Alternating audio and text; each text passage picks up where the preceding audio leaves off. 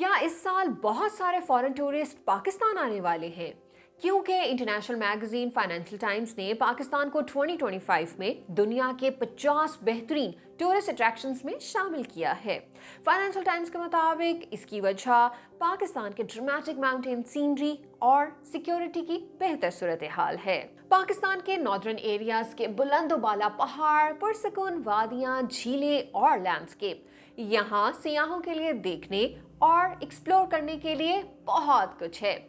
خاص طور پر گلگت بلتستان جو پاکستان کے زیر انتظام ایک خود مختار علاقہ ہے، یہاں دنیا کی بلند ترین چوٹیاں موجود ہیں اور ہر سال سینکڑوں سیاح اور غیر ملکی کوپہما اس علاقے کا رخ کرتے ہیں۔ مزید یہ کہ پاکستان نے 2024 میں 120 سے زائد ممالک کے شہریوں کو آن لائن اور مفت ویزا کی سہولت دی تھی، جس کے بعد سکردو اور گلگت کی فلائٹس کی تعداد میں بھی اضافہ ہو رہا ہے۔ لیکن سوال تو یہ بھی ہے کہ کیا پاکستان بڑی تعداد میں سیاحوں کی میزبانی کے لیے تیار ہے؟ کیا یہاں پر انفراسٹرکچر اور سیاحوں کے لیے معیاری سہولتیں موجود ہیں؟